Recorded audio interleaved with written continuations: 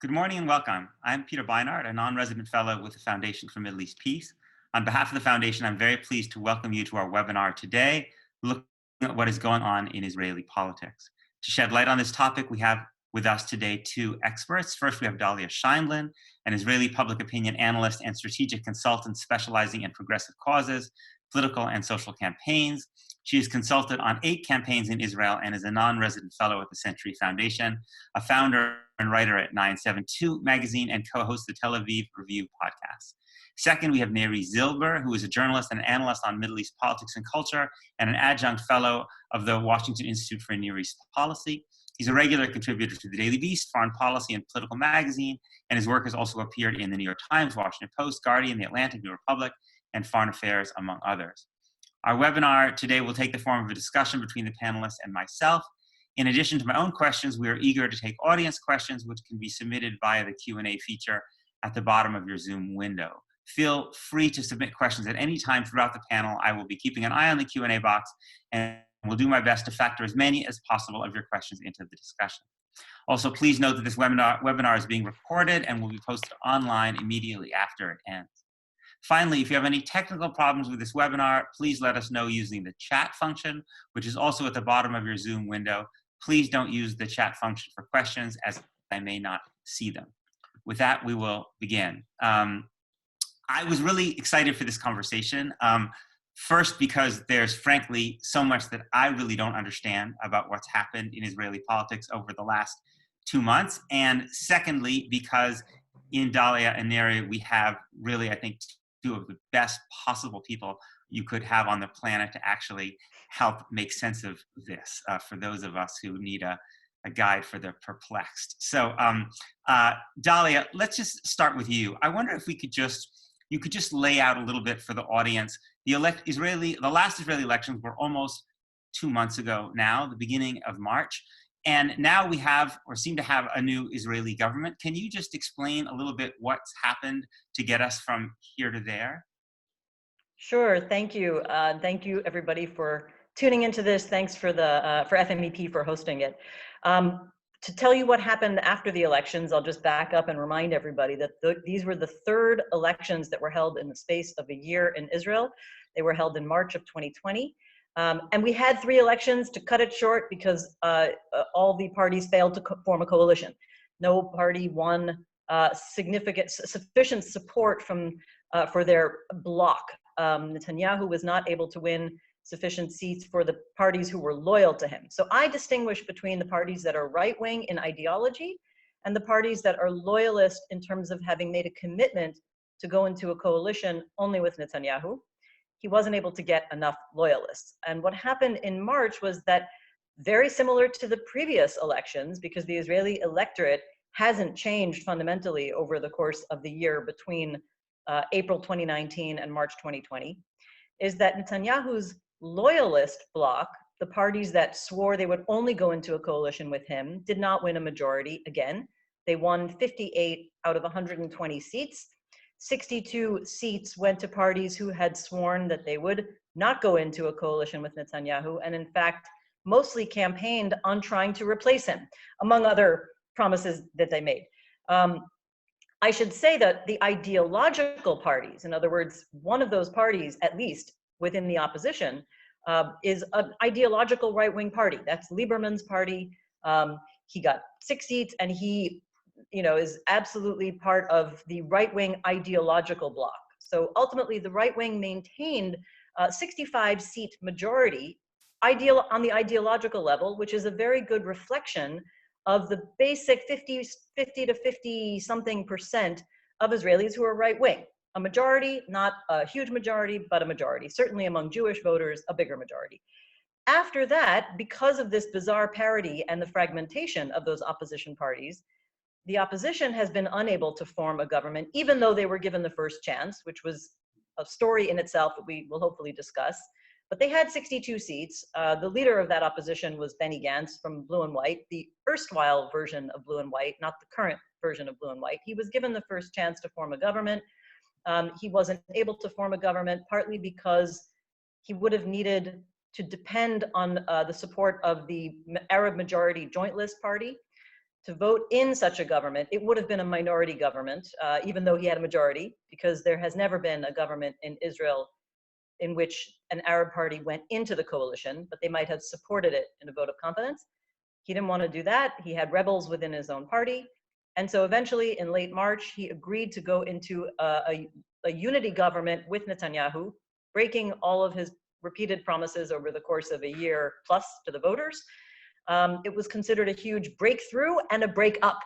The breakthrough was that it opened up the possibility of actually forming a government, because those two parties theoretically could agree and then bring in Netanyahu's other right-wing parties to reach a majority of the seats. And a break-up because blue and white faced internal rebellion. Not everybody agreed. They had 3 different factions. Now they actually have 4 factions, but they are split now. 2 factions decided to go into the government and 2 factions are staying out. So this is where it stands now. The last thing that happened, and I hope we'll discuss it in some greater detail, is that even though there was that breakthrough, the terms, the details of what kind of coalition government, what kind of unity government, Likud and the new blue and white, what remained of the blue and white, what would be the details of that unity government, which Israelis have learned a new word called pariteti, which is supposed to be a parity government. They're supposed to be equal on some terms. What would be the terms of that equality? How would it reflect itself? How would the prime minister rotation that they wanted to put into place work? Those were the terms that brought us to the brink of failure again. Finally, however, I think on April 20th, an agreement was signed, and the details of that agreement are complex in themselves. I'll stop here because I think we need to go through them separately to understand their meaning. Right. But I should say one more thing. The government is not actually formed yet, because that agreement is so complicated and requires lots of changes of laws. We don't actually have a government yet. We are currently in suspended animation, trying to see if the Knesset can agree to pass those laws that will enable the formation of this government. So we're still very much on the brink. Right. Okay. That's a great beginning. There are a lot of details for us to go into, but there's one big question, political question that Neri, I want to ask you, and that is just to help us understand why Benny Gantz did what he did. As Dahlia was saying, it seemed like big part of his political identity was being against Netanyahu, not being in a government with a guy who he said was corrupt, and then all of a sudden this what appears to be a 180-degree switch. So maybe you can say something about what that calculation was about. Sure. Let me just say thank you as well to FMEP for having me and to be on this panel with you both. It's a great privilege and honor. And speaking about these issues, you're right, Peter. They're a bit complex. Even Israelis have difficulty with it, especially those who aren't paid to either write or comment or participate in this political system. But we'll do our best to make it as clear as possible. So just jumping off of what Dahlia said, and to answer your question, why did Benny Gantz cave? And let's be clear, Benny Gantz very much caved with regard to what his positions were for the past year through 3 straight election campaigns. Look, we can't understand what happened if we don't understand the fact that Netanyahu was actually almost dead in the water last fall. He had lost about 300,000 votes, right-wing supporters, in the second election in September of 2019. And through almost the skin of his teeth, he forced a 3rd election, hoping that an electoral miracle would perhaps extricate himself from his various legal troubles. And we have to remember, and this is important for what's coming next week, Netanyahu was actually officially indicted by Israel's Attorney General at the end of November on 3 serious corruption charges. So Netanyahu forced a 3rd election with the eye to perhaps finding some miracle, or at least not losing. And that's what happened in early March. Netanyahu didn't quite win, but he didn't quite lose. The stalemate continued. And as Dahlia mentioned, Gantz wasn't able to form a government of his own. And so 2 things kind of coalesced. Number one was the growing, shall we say, agitation or fatigue of the Israeli public with this ongoing political stalemate. Really, it was just, the idea of a 4th election was highly unpopular among a vast majority of the Israeli public. But number 2, and more importantly, coronavirus. So right as Israelis were going to the polls, that was just at the beginning of Corona showing up in Israel. They had special polling booths set up, perhaps half a dozen, but they existed for people to actually vote in sterile and quarantined ballot boxes. But really, Netanyahu, about a week or two after the election, started appearing on nightly television and drumming up concern, hysteria, depending on who you talk to, that this was the worst crisis that Israel had ever faced, including all of its wars. So this kind of ongoing drumbeat of a growing crisis. And he even looked at the camera on one of these nightly press conferences, and he called for Benny Gantz and Blue and White to join him in what he called the National Emergency Unity Government. And so the fatigue, as well as the global pandemic, really gave Gantz an excuse to actually agree to enter into these unity talks, these coalition talks with Netanyahu, which they concluded, as Dahlia mentioned, about a week or two ago. But Gantz, to be fair, didn't have many good options. So to answer your immediate question, why did Gantz cave? Coronavirus was an excuse, or they claim it was a legitimate, national emergency, both health and economic. But really, Gantz was facing either continued deadlock and a potential fourth election, or perhaps trying to force some kind of laws through parliament that would disqualify Netanyahu. Those were highly controversial, even inside his own bloc, I should say, even inside his own party.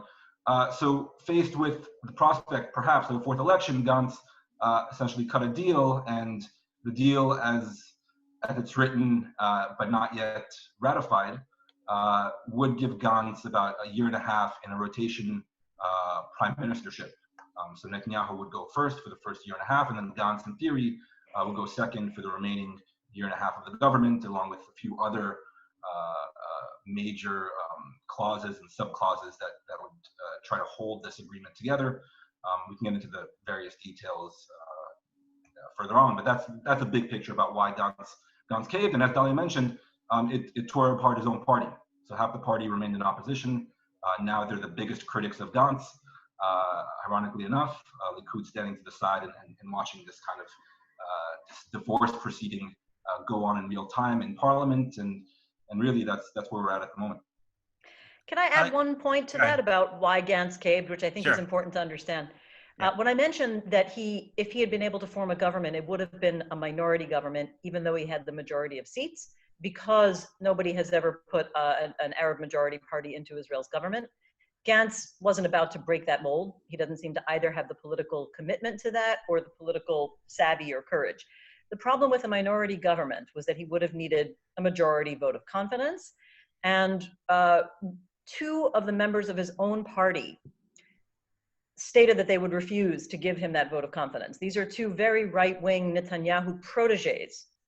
One was his former chief of staff, one was his former communications advisor. They defected against Netanyahu, but they're essentially ideological right-wingers.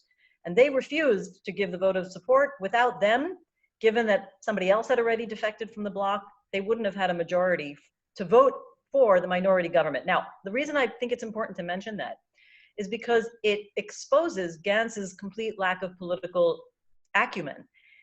Remember, he was not a politician before this. He became a politician just months before the elections in April of last year.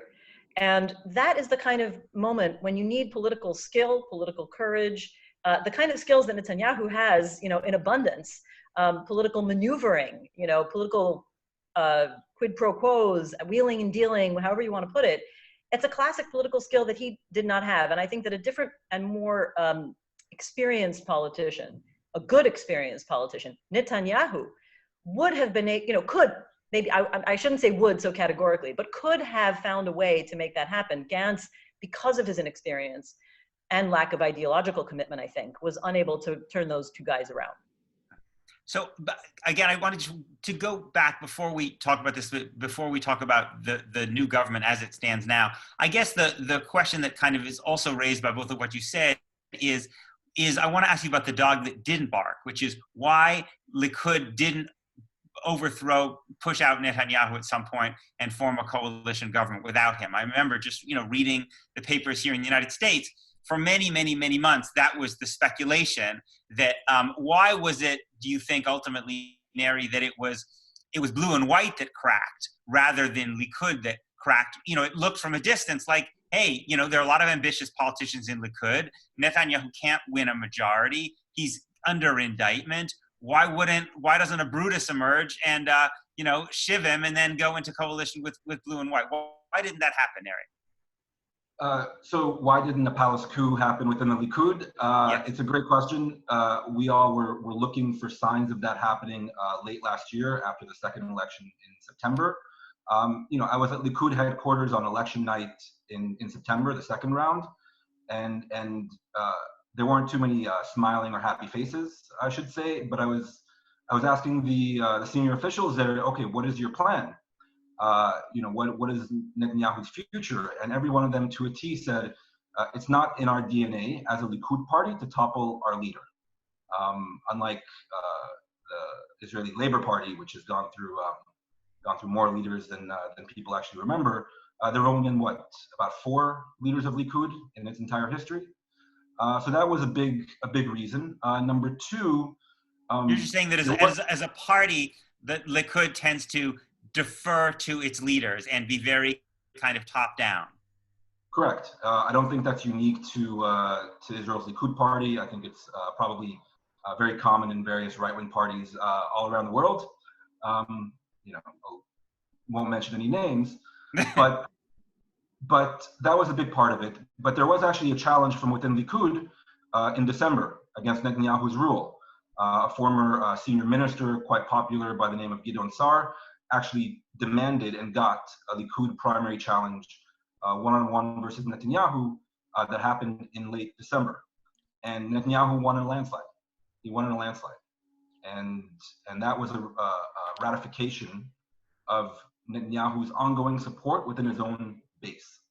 And that was a clear sign to potential other challengers within Likud that no matter what they thought of him in private, and there was no real love lost for Netanyahu in private, even amongst Likud officials, that the base, the Likud voters at the Israeli right was still very much with him. But then what really kind of solidified it is the fact that Netanyahu did even better in the third round of elections than he did in the second, despite the fact that he was officially indicted. So even Likud officials thought, okay, we're not going to topple him now in December, but we'll let the public kind of take care of him. And so everyone was looking for him to keep, to drop in the polls and lose support.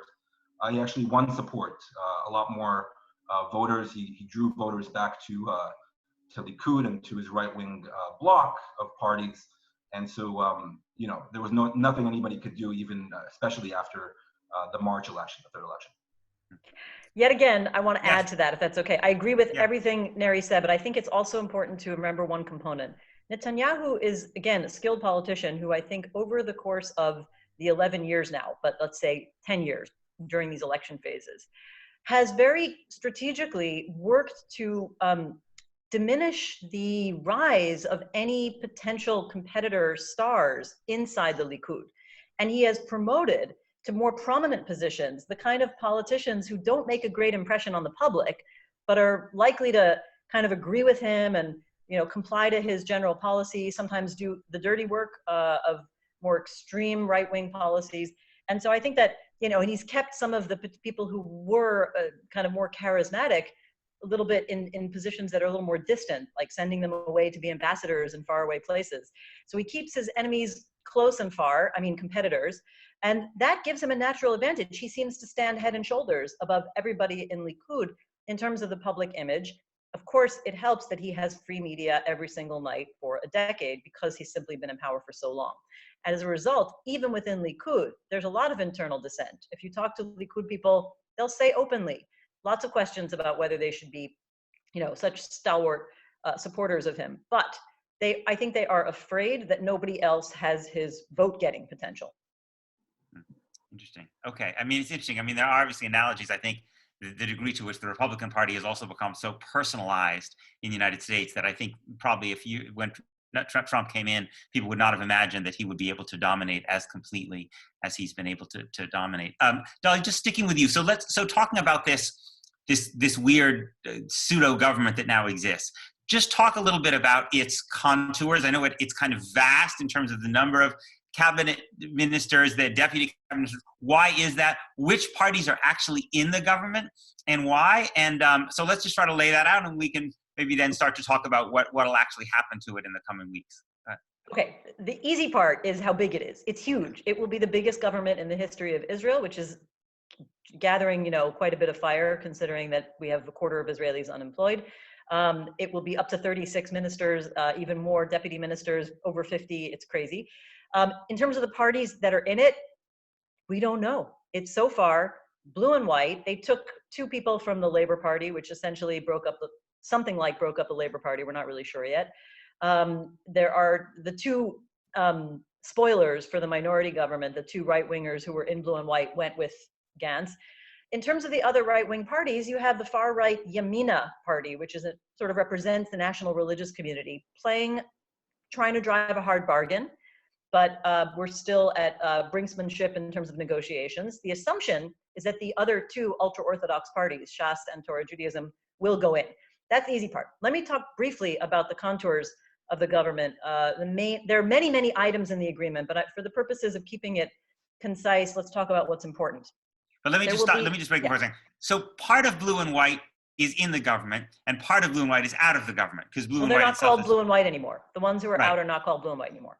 Okay, so some of the people who ran under blue and white are in, and some of them are in opposition. So the people so the parties that are opposition will definitely be in opposition. The joint list, right? It seems like a kind of small opposition. Meretz, the left-wing Jewish party, and is anybody else certain to be in opposition? Lieberman at present. Lieberman. Okay. Yeah. Okay. And he keeps claiming that he's not going to go in. Right. Got it. Okay. So keep going. Okay. So the main thing is that there would be a rotation. Suppose that, the items of the agreement says there will be a rotation, a year and a half of Netanyahu, and a year and a half of Gantz. In each phase, the other person will be an alternate prime minister. That's what it's called. It's not called acting prime minister. It's called the alternate prime minister. We have to pass new laws to create that position, new laws to approve the rotation, and the law that guarantees the rotation, because neither of them trust each other for this agreement, the law to guarantee the rotation, right now, at this moment, there's a big debate about whether that law can be canceled by a simple majority. Looks like we're going to have a law that can be canceled by a simple majority. The Knesset is not allowed to legislate on any meaningful legislation for the next 6 months because it's an emergency government to deal only with Corona, except for one thing. The government is allowed to place the issue of annexation on the government and Knesset agenda on July 1st with American backing. The temporary senior government appointments, critically, the current attorney general, the acting state prosecutor, and the chief of police will continue, and they are not allowed to fire them for the next 6 months. These are people who were appointed by Netanyahu. At least two of them are considered Netanyahu loyalists. The only one who is the real, I would say, wild card is the attorney general, who is the one who served his indictments. But the attorney general is currently, by most reports, very scared of Netanyahu right now. And it takes the opposition role out of the judicial appointment committees. It would allow. It means passing. The Knesset basically can't hold a no confidence vote against the government if the government does something egregious. It's a de facto kind of cancellation of the possibility that the Knesset could hold a no confidence vote and topple the government.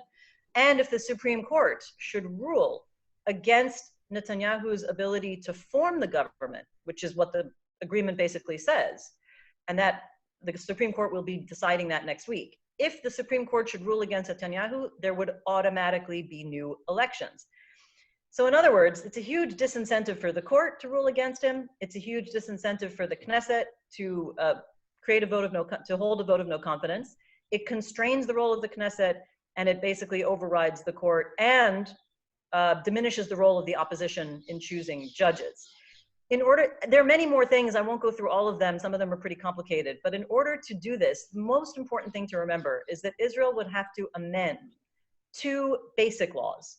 if anybody doesn't know, basic laws are the stand-in for the Constitution. So these are basically constitutional level amendments that will allow Netanyahu to continue being prime minister and diminish and constrain the role of the court and the Knesset in possibly getting him out, and not even really protect the rotation that would get him out in a year and a half. And there are other laws that would have to be passed. The basic laws are just the start. They would have to basically, it's interesting that you talked about personalization. I see this as total personalization of legislation in Israel, because you have to change basic laws, pass new laws, and constrain the lawmaking capacity of the Knesset, all in order to make this government, with Netanyahu and other particular figures who are named in the coalition agreement, to put them into their positions. It's extreme personalization and, to my mind, extreme politicization of legislation in Israel. Neri, can you talk a little bit about the Supreme Court case that's coming up? What is it about? How does it factor into this plan to create this new, very unorthodox government? Sure. I mean, next week is going to be a very fateful week I don't think it's an exaggeration to say, in Israeli history. So they cut this deal about a week or two ago. They're rushing now to pass the laws, as Dahlia mentioned, to make all this legal. And this 14-page document, this coalition deal between Gantz and Netanyahu is really something to behold in terms of the various clauses and what triggers an election and what they're about to do in the first 6 months. And it's quite legal and quite technical, but really the Supreme Court next week is going to decide on two things. Number one, Sunday, they're going to decide whether Netanyahu can even form a government, whether he's eligible as somebody who's now been indicted on serious criminal charges, whether he can form a government and serve as prime minister. So that's on Sunday. And then Monday, they're going to be deciding on whether the agreement itself is actually, shall we say, kosher from a legal point of view. So that's, either one of those two rulings could have severe consequences, not only for the prospect of a government being formed, not only for the prospect, if it goes a certain way, of a fourth election being triggered because the government isn't able to be formed, but really it'll cut to the core of Israel's kind of constitutional foundation. So already we're seeing Likud officials come out and say, look, the Supreme Court cannot touch these agreements. Netanyahu should be allowed to serve. It's preposterous that they're even involved in this. This is the will of the people. And really, Gantz, he caved to the pressure. He gave up a lot of his leverage when he decided to go into these negotiations with Netanyahu. But what he really did implicitly by signing onto this deal is give Netanyahu immunity to continue serving as prime minister, despite the fact that his court date for all these corruption charges is going to be starting. And so really, the will of the people is embedded in this coalition deal, and it's about 70 plus members of Knesset out of 120 who theoretically approve it. So really, if the court rules against the agreement or rules against Netanyahu, I don't want to speculate about what the messaging will be from the prime minister on down, but you can be sure that it'll be quite tough against the Supreme Court and the Israeli legal system. And then if there's a fourth election, then they've already said, Likud has already said, they're going to be running on this issue, that the Supreme Court needs to stay out of political affairs. They have no mandate from the public. They're way too activist. They're way too liberal or left wing, depending on your nomenclature. And really for the average Israeli, and this is kind of looking ahead, for the average Israeli, they think the government has already been formed. They think this is already done. We put this political stalemate that's been going on for over a year behind us. So for the average Israeli that hasn't read this agreement, that isn't really in the weeds on this, they'll say, why is the court intervening? Let's move on, allow the government to be formed, let them pass a budget to alleviate a lot of the economic hardship coming out of the corona crisis. So you can see a scenario where Netanyahu actually does quite well running precisely against the court. So, Neri, just to be clear, if the court rules against Netanyahu on either of these counts, on his indictment, his ability to be prime minister while under indictment, or the legality of the coalition agreement, the result is new elections? That's more than likely, although there's a third option, kind of only whispered about, that Netanyahu is actually waiting for them to either disqualify him and then or part of the deal, and then he'll go and in the 11th hour pick up 2 more Knesset members and form a government on his own without Benny Gantz. That's perhaps a third scenario. So you have, if the court rules, that wouldn't respond to the problem of being prime minister under indictment. Right. The ruling for Netanyahu personally is cut and dry. They'll either allow him to form a government and serve as prime minister or not. The coalition deal, there are various permutations. They can quibble with a subclause here or subclause there. That in and of itself shouldn't topple the entire deal, unless Netanyahu wants to make it an issue to scuttle the deal. The only real issue inside the agreement that could potentially scuttle the entire thing is the post of alternate prime minister, which they created especially for this upcoming government. It doesn't exist in Israel. It's never existed. So if they rule that Netanyahu, when he rotates out of the premiership and he becomes alternate prime minister, they might rule that he's not allowed to serve as alternate prime minister. That could scuttle the deal. Dahlia, just can you talk a little bit about the Supreme Court? What's at stake for the Supreme Court? Again, I think Americans, given our system, may assume that the Supreme Court's role is more clear and set, its authority, than perhaps it is in Israel. What the pressures are on the court in making the decision, and what could the impact on the court could be depending on how they rule? Yeah, I mean, that's a really good question. I think that we need to give a little bit of historic background, not too far into history, but going back to about 2007, the first time I wrote an article against what I saw then as an attack on the Supreme Court, which was not under Netanyahu, by the way. The funny thing is, that was a justice minister who was against judicial activism, and he was appointed by Ehud Olmert, and I thought it was wrong. But nowadays, I think, what a great guy. He had a professional critique, a legal critique of the role of the court. Nowadays, I think what we've seen, and it did not start this year, it's been going on for 10 years, is essentially a classic populist assault on the court as the enemy of the people. It comes from the court's role in Israel, which is essentially the only real arbiter of our basic laws. Because Israel doesn't have a constitution and those basic laws are the stand-in, the court interprets them. And there are really only 2 basic laws that are the major anchor for what we consider, civil rights or general rights of equality of citizens. We don't even have the right for equality of all citizens enshrined in Israeli law. But the court is the one kind of interpreting the two particular basic laws in ways that uphold individual rights, minority rights, and therefore it has an outsized role because of the lack of a constitution, because of the fact that we only have 1 chamber of parliament. We don't have an upper house and a lower house. We are a single constituency, pure proportional representation system.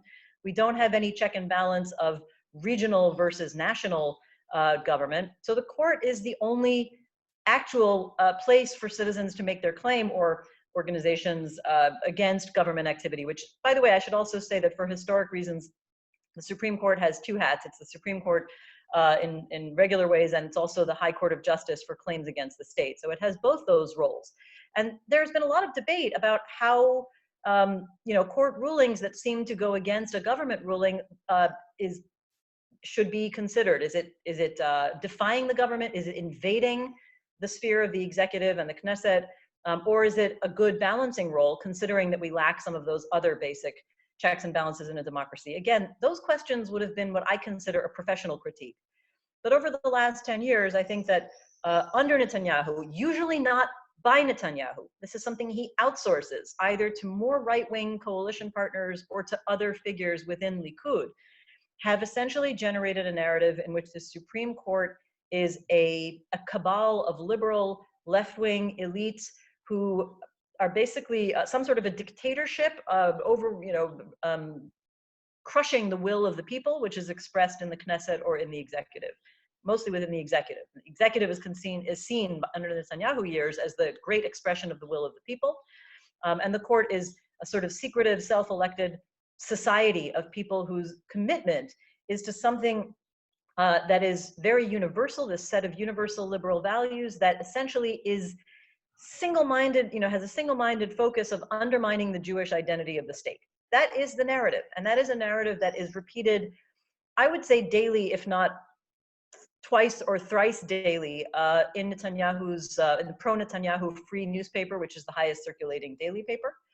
It is repeated relentlessly by various figures within Likud, and specifically other right-wing figures, I would say, in Yamina, the party that one of whose leaders was the justice minister between 2015 and 2019. And that manifests itself in a commitment to changing the constitution of the Judicial Appointment Committee to have more political representation, as we've seen in the current agreement, taking away the role of the opposition legislator who traditionally sat on the Judicial Appointment Committee, appointing conservative judges, which has been done. There have been at least 4 conservative judges appointed to the Supreme Court over the last 5 years. And more than anything, I would say, constantly driving home the idea that the court is against the people. And over the last year, I'm going to end with this. Over the last year, the latest iteration of this has been Netanyahu himself joining the onslaught specifically around his indictment. And when he was indicted, he grabbed onto this kind of fertile ground that had been laid over the course of 10 years, by which, a growing number of Israelis already thought the court is essentially the enemy of the people, not just the court, the judiciary, the rule of law. And he expanded it explicitly to go beyond the court, to attack primarily the state prosecutor, the chief of police, and by extension, the attorney general. He usually doesn't attack him personally, but very much implies this, to the point where Netanyahu's supporters held demonstrations, that were sort of, I thought they were sort of frightening in the level of near incitement against the attorney general, the state prosecutor, and the police chief. Netanyahu openly and famously called to investigate the investigators, viewing them all as the villains who are trying to commit a coup and destroy the will of the people. So I guess the other final point, is that when we talk about what's going to happen next week, if the court rules that Netanyahu is not allowed to form the government because he's under indictment, which we should also say is a lacuna in Israeli law, they would have to make a judgment on it. I actually fear that there will be such heated demonstrations and protests in the streets, especially because right-wing leaders have said, supporters will go to the streets in that case. And I don't want to be alarmist. I'm usually not alarmist, but I am concerned that it would lead to violence. So, Neri, when will we know the Supreme Court decisions? How long till they make their rulings? And would be your bet that because of these intense political pressures, ultimately they're going to cave and let Netanyahu continue on as prime minister with his government? Yeah, I think we should know by Wednesday. I think Wednesday is when they're supposed to. On both of the decisions? I believe so, yeah. So the hearing on Netanyahu himself is Sunday. The hearing on the coalition deal is Monday. And by the way, if anybody wants some good Corona lockdown content, they're going to be streaming it live for all those Hebrew speakers, so you can actually watch it live as it's happening. So that's happening next week. My bet, and I've been fairly consistent on this, is that they're actually going to allow him to form a government, to serve as prime minister despite the indictments, and that they'll likely allow the coalition deal to stand for the most part. I think we got a preview of that yesterday when the attorney general himself, the Supreme Court asked him to issue his decision before they convened, and so the attorney general actually said on both counts there are major legal difficulties involved, and that it's highly problematic, but he should be allowed to continue as prime minister, and that was, I think, seen as a foreshadowing. But the Supreme Court is independent, and they can rule however they like. It's going to be an expanded panel of 11 judges, So nobody can predict how it'll go. But I think, as Dahlia said, given the political circumstances about how this unity government arose, and given both the political deadlock and the corona emergency, and the prospect of a fourth election when they will be themselves the main campaign issue, I think self-preservation, if nothing else, will probably lead them to be a bit more conservative in how they rule. And Neri, just sticking with you. So let's say they do rule in Netanyahu's favor. He's still indicted, right? So this court case is still going to play itself out, right? What's the time frame for this court case? Maybe you can just remind our viewers a little bit what he's being accused of, and how much will that interfere with the workings of government, and when will we know what happens if he's actually convicted? Right. So just as far as background, Netanyahu was charged with bribery, fraud, and breach of trust relating to 3 different corruption investigations. One of them is dealing with acceptance of lavish gifts, whether cigars or champagne or jewelry, from very wealthy backers. And the other 2, it's pretty much favor trading with various media tycoons for positive coverage, and in return he was going to give them regulatory breaks and other kind of economic benefits through his kind of position as head of government. That's big picture sum up of what he's charged with.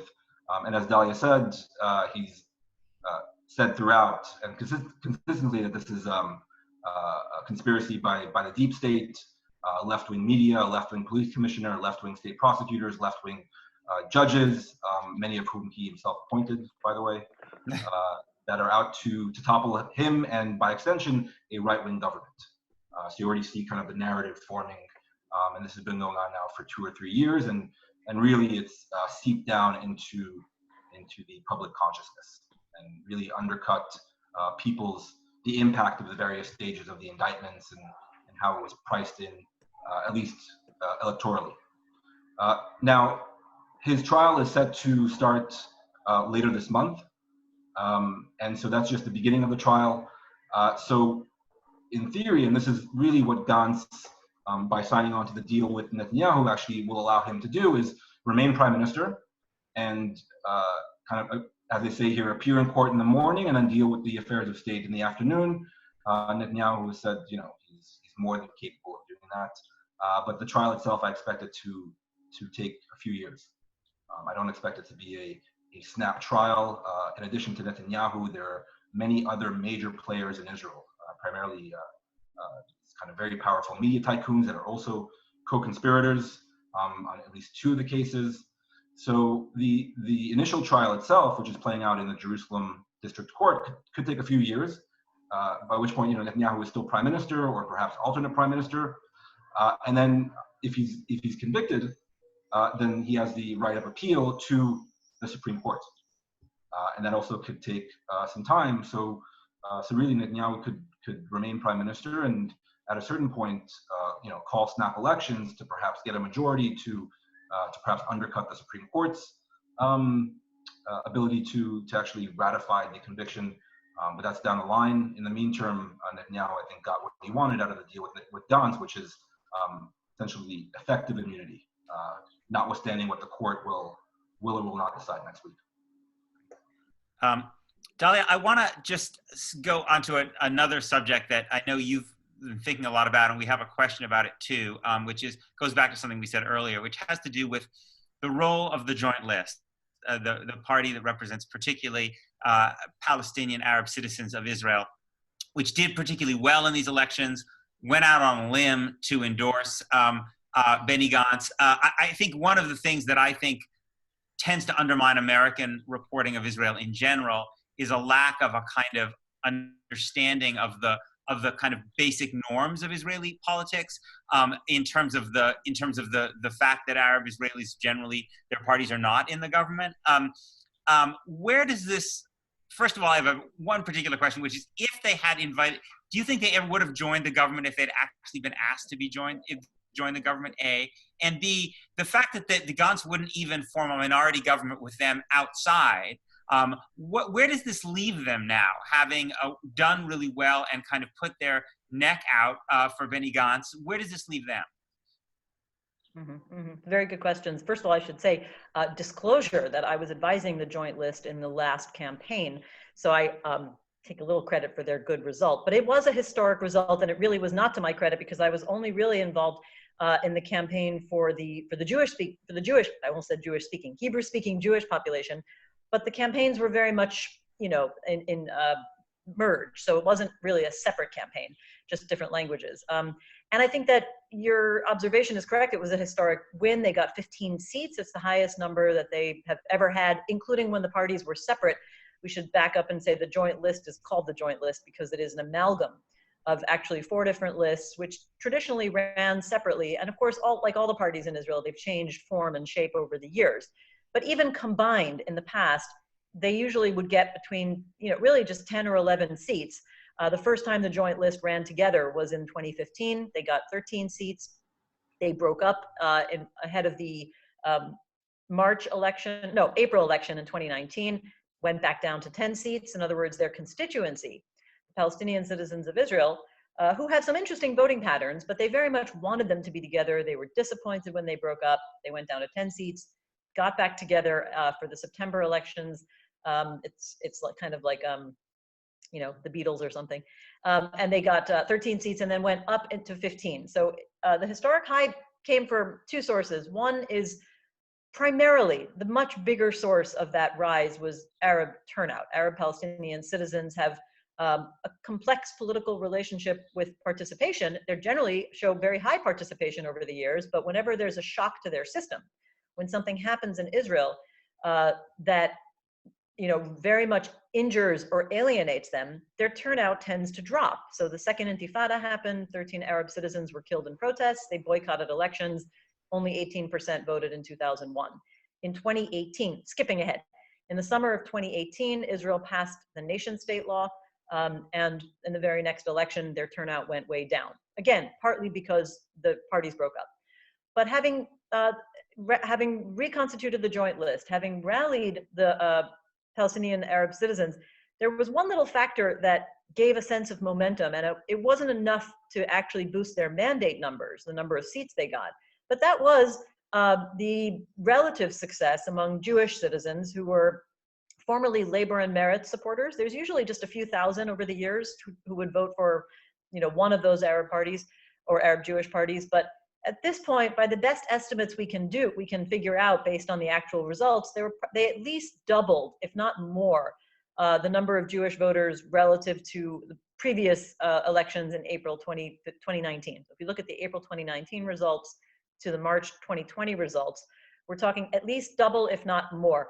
And I think that has to do with the strange situation that the Zionist left finds itself in right now. So those are important for explaining the background that the joint list, really reconstituted itself on an idea. Okay, they have a charismatic leader, Ayman Odeh, who is, take it from me, very charismatic. Demonstrations are sleepers here until he comes along. But he also has built the political project of the party on this idea of political integration of the Arab citizens and partnership with Jewish Israeli citizens and Palestinian Arab citizens of Israel, partnership over the idea of an equal society, a democratic society. This is exactly what many Jewish voters feel they're missing, and that the Zionist left is not showing sufficient commitment to supporting based on their political choices. And we see this manifested in Labor's decision to go into the government. In answer to your question, I did hear your question about whether joint list would have gone in. Again, I'm going to reiterate, there's never been an independent Arab party in Israel, Arab Palestinian party, that was invited into the governing coalition. No leading party in Israel has ever invited them in, and they haven't really wanted to go in because it taps into the historic question of how much to actually legitimize the executive power in Israel. The Arab communities have always been, again, political participants. As soon as they kind of had the capacity to create independent parties, they did, for Knesset to help, to be involved in legislation, but not to join the executive, which is largely rooted on the idea that the executive would at some point be at war with either other Arab countries or the ongoing occupation. And so that dilemma has not gone away. it is being countered now by a growing desire for political integration and for political influence within the executive among the Arab public. And how do I know this? Because I've polled on it. And not only me, I always say never trust one survey. I've done several surveys on this, but other surveys have confirmed it, that over 80% of the Arab Palestinian citizens would like a government to go, an Arab Palestinian party to go into the governing coalition. However, there is a gap. What you can do, I don't think their leadership was really right. Remember, these are also four parties with different ideologies about how much to, move away from the historic rejection of the executive, and really break that barrier and say we're going to throw in, our political weight behind the executive. That would have been, it was already a huge debate within the joint list about whether to support Gantz twice to be tapped to form the government.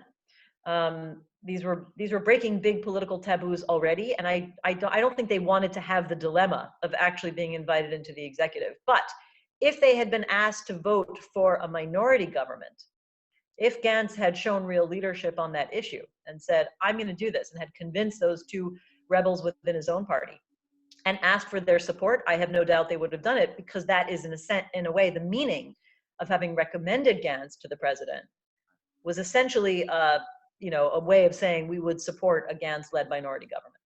Great. We only have 10 minutes left. We could obviously do an entire show on annexation, but I want to just spend the last 10 minutes, Neri, turn to you. What is the likelihood, assuming this government survives these legal tests, and what do you think is the likelihood that they will move to annex? What will they annex? And what are the forces, if any, that could still stop this? Right. I mean, look, if the government is going to come into being, as Dahlia said, in the agreement, there's only one policy issue that that's written in the agreement that they're going to implement in the government's first 6 months, and that's annexation, or as they call it here by some, applying sovereignty over Israeli settlements in the West Bank. Really, there's no. Except in the agreement, little fun fact, in the actual agreement, item 29, which talks about the legislation, the advancing annexation, never says where. It just says sovereignty. Okay. It could be over a lot. They could start collecting taxes in a lot. Right. Yeah, the assumption is they reference the Trump deal of the century. So the assumption is it's Israel's West Bank settlements. So the likelihood is very high that they go forward with it. The messaging over the past several weeks, even before the deal was concluded, by senior ministers from Likud, is that we have a historic window of opportunity between now and the November 2020 U.S. general election in which to implement annexation. So they're already looking ahead and worried about whether Donald Trump loses to Joe Biden, and a Biden administration will obviously not be as, let's say, enthusiastic as the Trump administration on this policy issue. So already in the minds of the Israeli right, there's a small window of opportunity to do this. In the agreement, it says that Netanyahu can bring it to a vote in Knesset after July 1st. So the timeline really is that any time after July 1st, Netanyahu, if he so chose, in coordination or consultation with the Trump administration, could bring this to a vote. And there's nothing Benny Gantz or his party within the government can do to veto it. That's also in the deal. So I rate it very high in terms of moving forward. But the real question, as you alluded to, is what they actually decide to annex.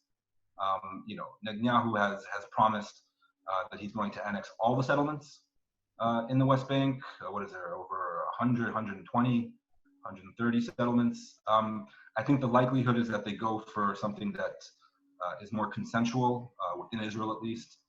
Probably start off with the settlement blocks closer to the 1967 borderlines, and perhaps even the Jordan Valley, although that would have major ramifications for Israel's relationship with Jordan and the peace treaty. But yeah, I think this is, if they get through the Supreme Court hurdle and the government is formed, I think this is definitely coming. Dahlia, we're short on time, but I want to give you time for just to close it with a short response to this question. What is the thing, assuming that it's not the Supreme Court, what is the thing that could most likely stop this? Annexation? Yes.